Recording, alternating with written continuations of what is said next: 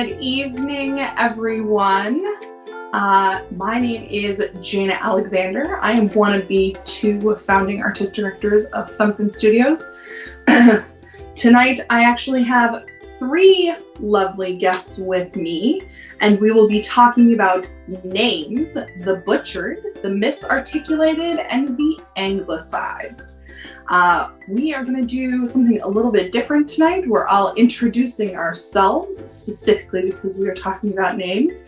So if it's just Thumbprint family tonight. So if you could all join me here on our lovely screen, we'll get started with our introductions. Hello, everyone. So, as I said, my name is Jaina Alexander. My first name is spelled Jaina. Typically, people do not have an issue with my last name. People pronounce my name a variety of ways. I get Gina, I get Jana, I have gotten Jemima before. My least favorite one is Jaina, because Lord knows who would name their child that, but whatever. So yeah, there's a lot of them. I do not have a nickname because Jaina is 2 syllables. And the shortened version of it would be Jay, which is my father's name, and I would find that strange if someone called me that. So no, I do not have a nickname. And I got my name because both of my parents are hippies, and decided that they were going to give all of their children names that people don't normally have for whatever reason. It was the 80s, who knows?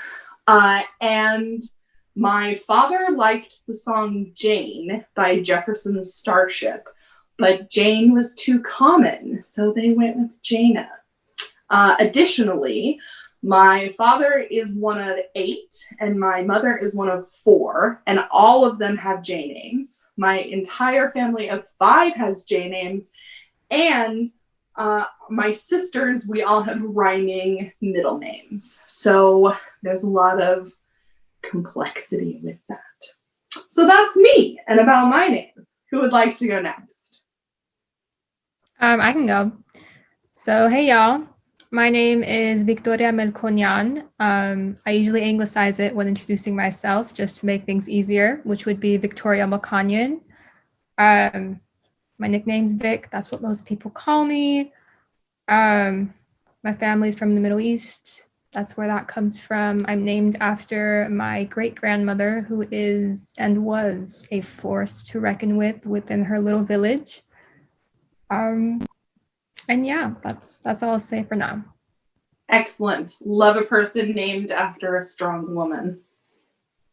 Who would like to go next? I'll go. My name is Moraud Lebastchi. Spelled Moraud. Last name spelled Leb as in boy, Ast as in Tom, Chi. Both my first and last names often get butchered.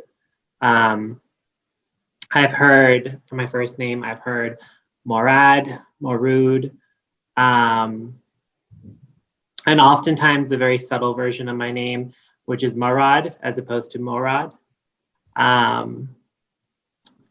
Let's see, and nicknames. In 3rd grade, my sister, I have one older sister, and she thought it might help.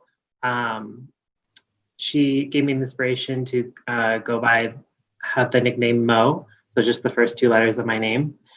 And it caught on really quickly, and like when I was in the 3rd grade, and I liked it, but then I, over time, got sick of it. And I think by junior high, I told people, like, don't call me that anymore. Like, I don't like it. And yeah, it's Moraud, and there's no other shorter version of my name. And what my name actually means, which I can get into my backstory later, but my name is it's also from the Middle East, like Vic, and it means wish come true. And I'll leave it for there for now. Beautiful. So I'll jump in here. So my name is Chukuma Kelechi Obasi, or Chuk for short. The name is Nigerian, Igbo, Nigerian. Both of my parents are Nigerian, and they came to the U.S. about 40 years ago. And yeah, my name has definitely had an interesting journey. I mean, first I'll say Chukuma means God knows. My middle name Kelechi means thank God. And my last name Obasi means honor of God. So there's a lot of God in my name. A lot of Igbo names have like some religious connotation. And it just so happens that my mother is Catholic, my father's Protestant. But anyway, it's definitely been a name that has been hard to pronounce. Since my last name starts with an O, my name was often read late in a roll call in school. But whenever the teacher like stopped and started looking at the name, I knew that they were at my name, and they were trying to figure out how to say it, and it was always said horribly wrong. Now, me being, I gotta say, I'm a little laid back about things like this, so I often let people butcher it. And when I was a kid, there were even times that I didn't correct them. And so, in second grade, my second grade teacher on day one pronounced my name Chukwama, even though it's Chukuma, and I didn't correct her. And I went my entire second grade being called Chukwama. Thinking back on it, I cringe, but at the time I was just like, I'm gonna let it slide. Now it became Chuk when, this is a funny story. So when I was in high school, one of my high school teachers, I think it was my homeroom teacher, also had trouble with my name. And so he said, I'm gonna call you Chuk. And I said, all right, that's fine. That's when I started shortening my name. And I went by Chuk from then until recently. And because I would introduce myself as Chuk, people would always spell it wrong, Chuck, not realizing that it was short for Chukuma. A lot of people actually called me Charles, and even at that point I started to correct them, but they would still call me Charles. But anyway, one day about 2, maybe 3 years ago, it dawned on me that Chuk is actually not the short version of Chukuma. Chuk is, and so I decided 3 years ago that I'll introduce myself as Chuk and not Chuk. Just a vowel sound of a difference. And that's been kind of hard for people who know me to adapt to. And so most people in my life are kind of grandfathered into the Chuk pronunciation. But everyone I meet, as of the past 3 years, I introduce myself as Chuk. Most people still call me Chuk, but the type B part of me lets it go. But there you have it. That's my story. Yeah, like names are super complex, and there's also like, it's also like that you give something away when you correct people, and it also is like frustrating if you have to do it all the time. So sometimes you just like let it go because it's like whatever, like especially with people that you're never going to meet again, you're just like, it's fine, like I'm not going to worry about it. But yeah, I have also found myself specifically in artistic settings, insisting recently that people pronounce my name correctly, regardless of whether if I think that I'm going to like see them again or not, just because like that is where I work. Like that is my occupation. Like this is my, like in our artistic community, this is where we live. And so regardless, I want to make sure that people know that that is how my name is pronounced. So have any of you ever dealt with anyone suggesting that you pick a stage name or use something else? Yes. It was in an audition setting once for, God, it was like a local theater, a community theater. I don't remember. Somewhere in Long Beach. Yeah, somewhere in Long Beach. I was auditioning for a staged reading, and when I walk into audition spaces, when I introduce myself, I will say my name as it is. I won't anglicize it because for me personally, being a Middle Eastern artist and not having as much visibility, I like to assert my own identity when I walk into a space like that and let it be known that I am this. And so there's no way for you to categorize me as this, that, or the other. I am this. So when I walk into those spaces, I will say, hi, my name is Victoria Melkonyan, and I won't anglicize it. But it was really interesting because normally that comes with a set of questions. They're like, oh, so like, where are you from? No, where are you really from? Oh, I mean, like, where are your parents from? But they didn't do any of that. They just kind of went straight to, oh, that's a mouthful. Have you ever thought about like shortening that, making it just a little bit more accessible? And I was like, no. You had an Sorry. adjudicator at an audition suggest that to you? Yeah. I mean, I shouldn't be shocked, but I'm going to be honest with you. I'm kind of shocked. That seems ludicrous. Yeah, this person has never met you before. They framed it as if they were giving me like career advice and that would somehow make things easier for me. And I was like, that's nice. I'm good though. Wow. I've actually had the reverse of that experience because, how I present myself, I've thought about that so much. And there have been periods where I did market myself as Chukuma Obasi. In fact, when I wrote my first play, that was what the program said. And I thought I was going to go with that. And then I determined that I like how Chuk Obasi rolls off the tongue. So I went with that. There was like an interesting shift as I got older where kids would make fun of my name, but adults would say, oh, that's such a beautiful name. Like it just became this thing, right? And all of a sudden it's cool to have like this hard to pronounce African name that suddenly, people like are going to make this effort to pronounce it. So I have had lots of experiences where I would tell people my name is Chukuma and they would say, oh, that's not too hard to pronounce. And I'm like, great. And then they would say, you should go by Chukuma Obasi, not Chuk Obasi. Like, why are you shortening it?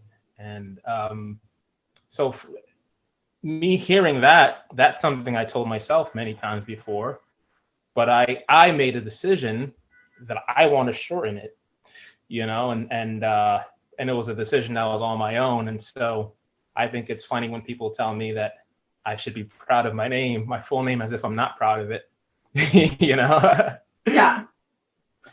Yeah, right. Like it's no one's business what decisions we make about our names, regardless of whether we like are using the full thing or not, right? Like, yeah. What about you, Moraud? Anything? I honestly don't have an experience where someone told me, like authority figure, like a theater authority figure said like, you should get a stage name. At least I don't think so. I could be wrong, but maybe I repressed it. I don't know. But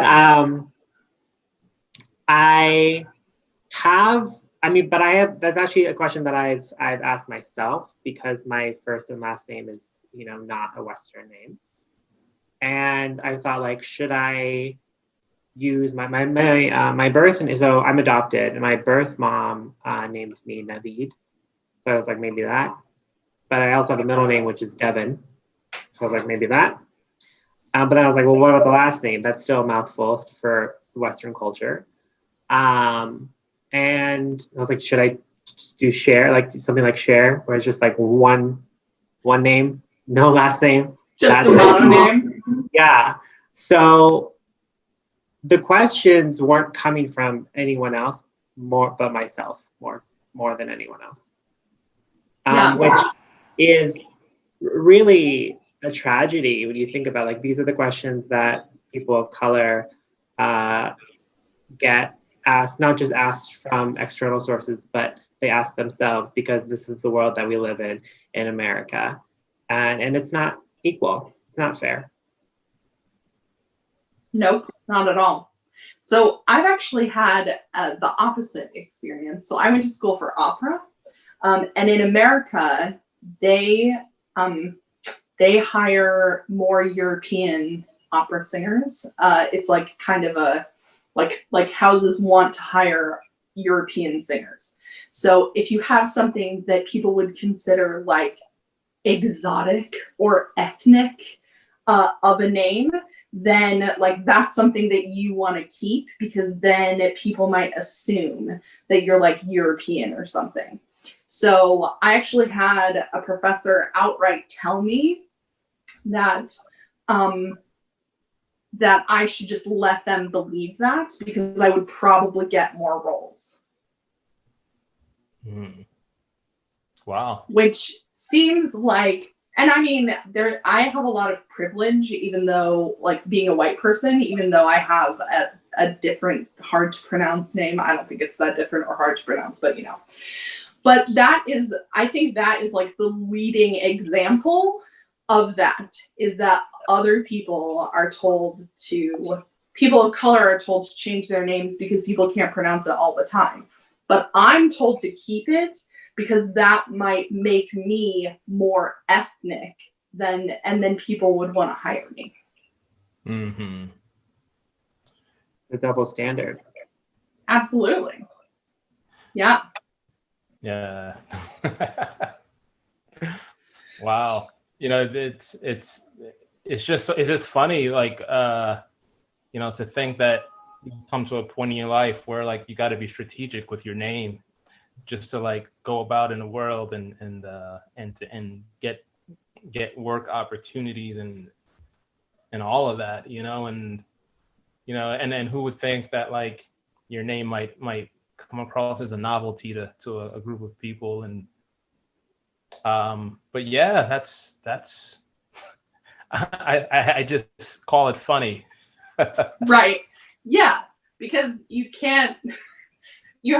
kind of one of those, like, you have to laugh at it or you cry kind of a situation, because it's like, it's so ridiculous and so just like frustrating that it's like, what else is there to do other than be like, what a ridiculous and crazy situation, right?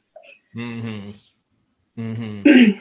So we sort of touched on the fact that there is a cost to correcting people. And Chuk, you've talked about your type B personality in which you do not. But what about Vic and Moraud? When do you correct? Or not correct? For me, I think it depends on the space I'm in. In artistic spaces, I usually give people options. I'll introduce myself with the anglicized version of my name and the proper version of my name, and I'll give them the option, like, use whatever you want. But it's interesting when you give people options, is that normally they'll go with whatever's more comfortable to them, which is fine. You know, I gave them the option, so they're free to use whatever, but it's really interesting to note that when I do give people that option, I would say rough estimate, like 95% will use the anglicized version,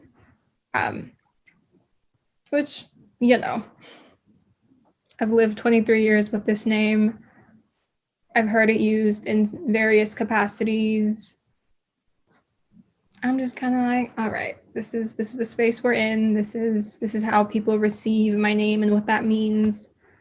So I don't normally correct people, but specifically in like audition situations, or if we're in a space where I feel like I need to assert who I am and make that known, then I will. Yeah. I relate to everything you just said. I'm very much the same way, Vic. If I know that I'm in a setting that I need to assert my heritage, specifically in a artistic space, then I will make it known, like, no, this is how you say my name. But I do have a hard time correcting people. It's not second nature to me. It's a skill that I'm to this day still learning, still cultivating. Because I'm always afraid that if I correct someone, am I going to come across as rude? Like, am I going to hurt your feelings for being like, oh no, it's not Moraud, it's Moraud. Which at the end of which probably they wouldn't, but I am just the type of person that I care about people's feelings too much that I will put my need of asserting my independence, asserting my heritage, asserting who I am as a human being beneath the need of making the other person more comfortable.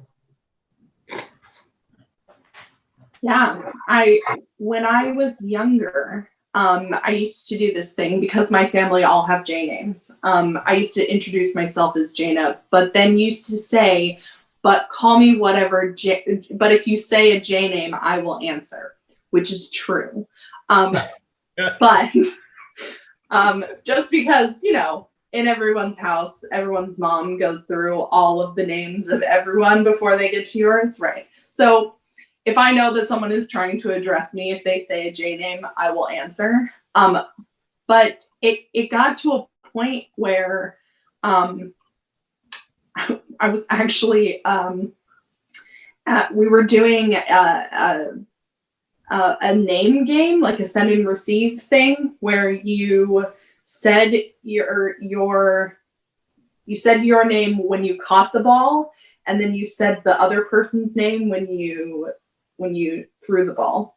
And the person who was facilitating the exercise, who I'd known for multiple years, repeatedly kept saying my name incorrectly.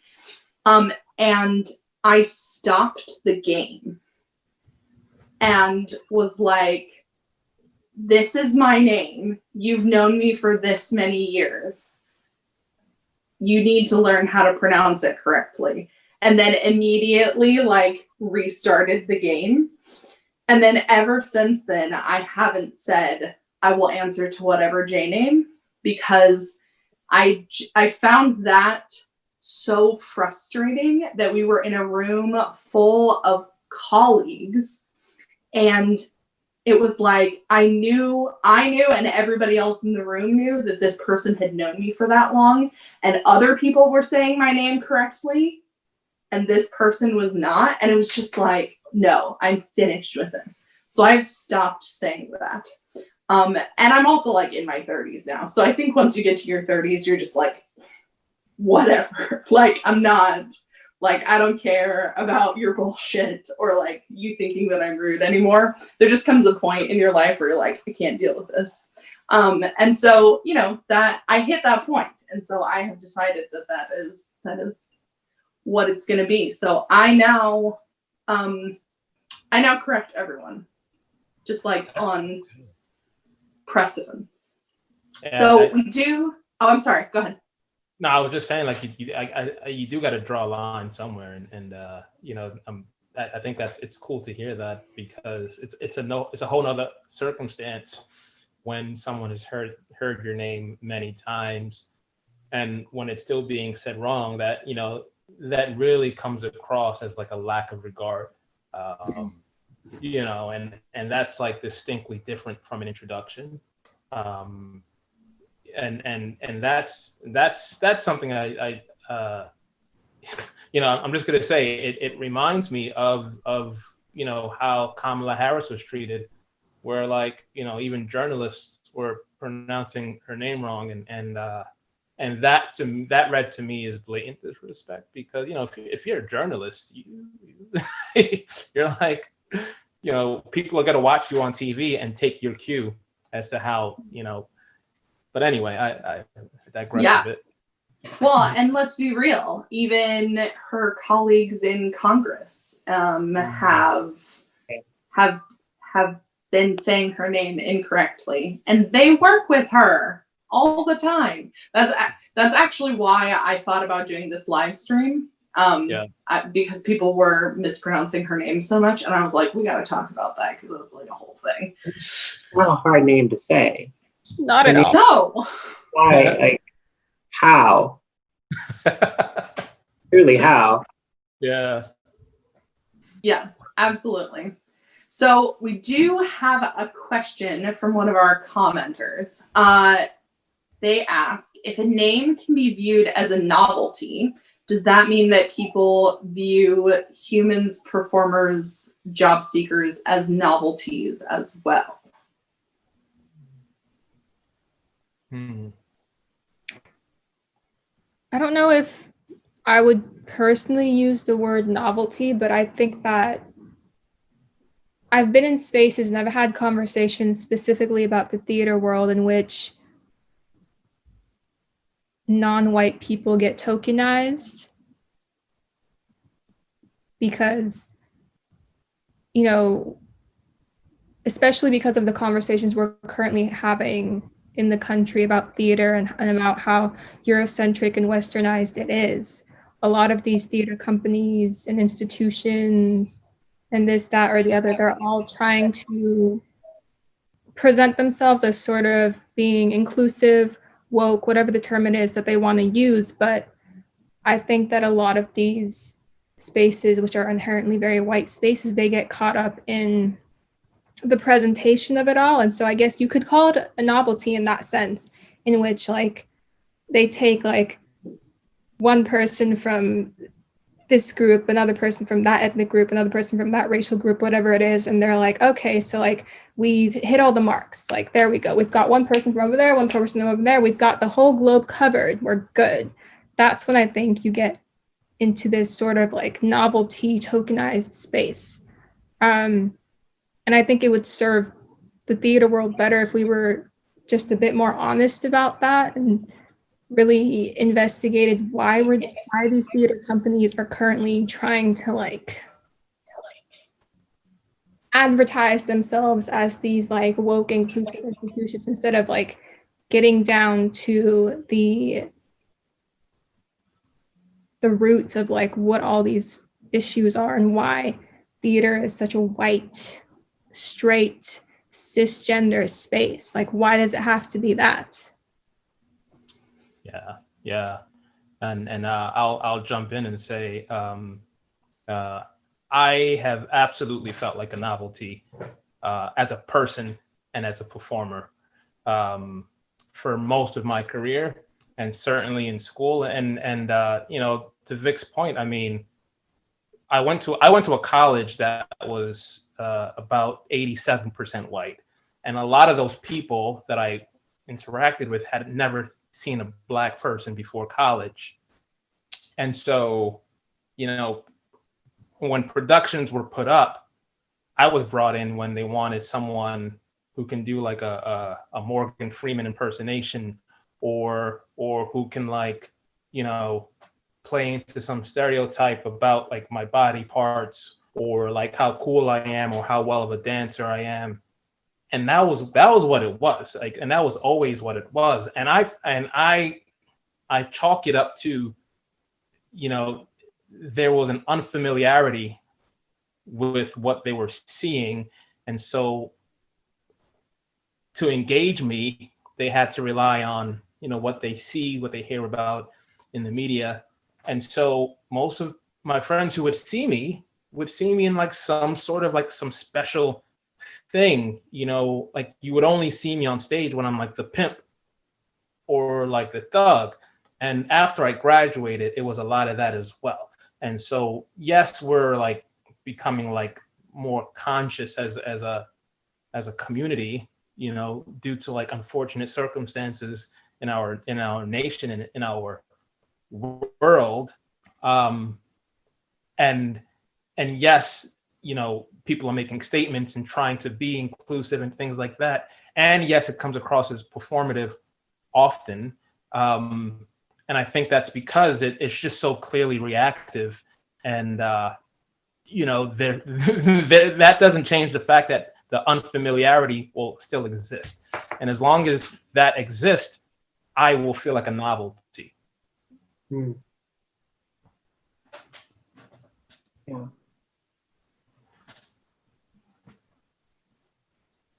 So, what is the one thing that we would like people to take away from this conversation?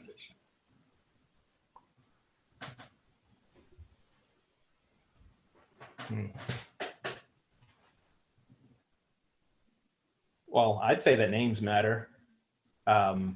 It's something to be proud of. Everyone has a story that goes along with their name, whether it's as simple as, my parents thought that was the best sounding one, or, I was named after my great-great-grandfather or great-great-grandmother or whatever. Like there's heritage behind it. There's some kind of a story. And I think it's even as a type B person that doesn't often correct people, I do think that it's a valuable thing, and it's how we, it's an identifier how we put ourselves out in the world, and so it matters, and it's worth acknowledging. Absolutely. Yeah. I think there's so much power in our names. It's how we identify one another, it's how we identify ourselves. And if one person were to intentionally, not unintentionally, but intentionally mispronounce it, that, like we talked about with now Vice President-elect Kamala Harris, right, where people have intentionally mispronounced her name, and how the level of disrespect that is attached to that. And if we could hear the other person's name clearly and speak their name clearly and recognize their humanity, recognize their identity and all that's attached to their name. We all have different backstories. We all have different skills. We all bring something special, unique to the table. And I think that by disregarding somebody's name, you're disregarding their humanity. So I would say, please, the takeaway is to become aware of their humanity, of their name, because it's attached to their humanity.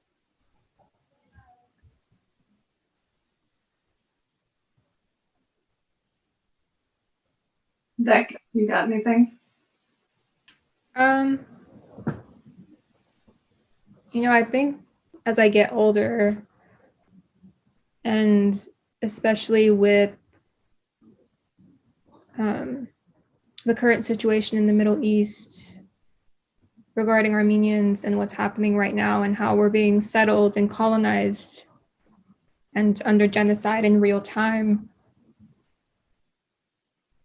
I think I'm really starting to realize like the weight that a name carries, and the fact that like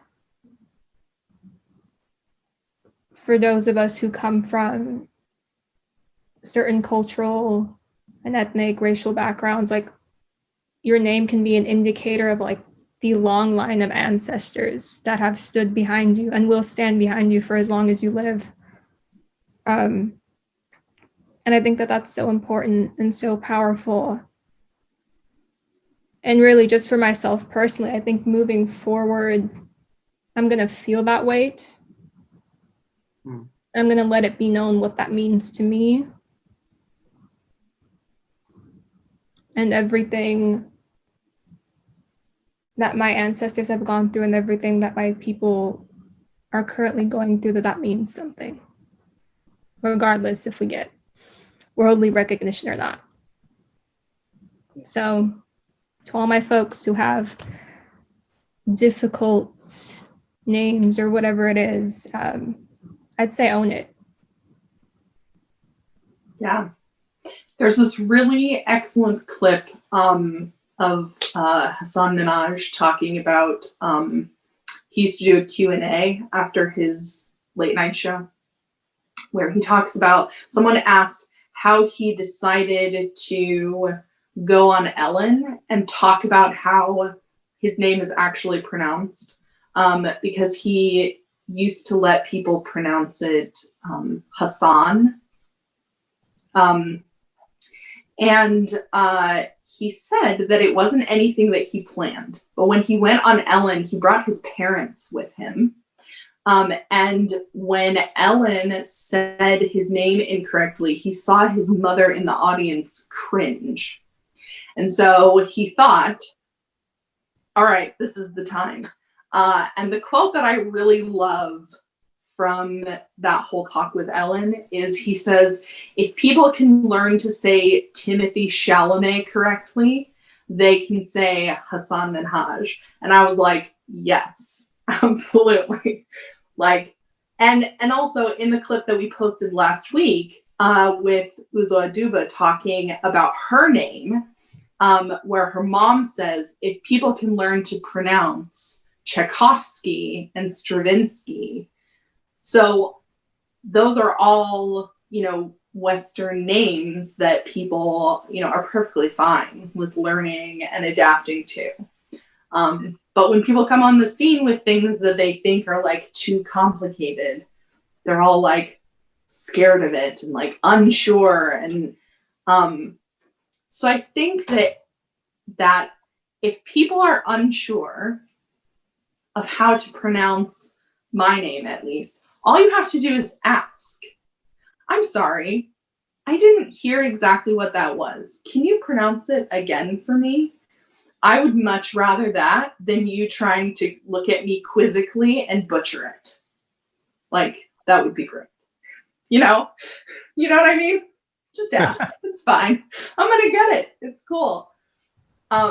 So I think that's what I would like people to take away from this, is all you have to do is ask. It's fine. So, all right. Thank you, the three of you, for joining me to have our little, sesh about names. Couple plugs. We love a plug. December 7th, 6:30 to 8 p.m. Central Time, we will be doing our Thumbprint Reads and Listens, and we will be discussing Abraham's Daughters by Emma Goldman Sherman. It is a fabulous play, so very excited about that. And next week's Tea With is with Roxy Cantier, Roxandra Cantier, in fact. Also a person with a difficult name. And we are very excited to have her. It will be slightly earlier in the day because she lives in Scotland. I'm pretty sure it will be 2 p.m. Central, but we will for sure put out multiple reminders of that this week. So thank you for everyone for joining us, and we will see you next week with Roxy. Have a nice night. Bye. Thank you. Bye, y'all.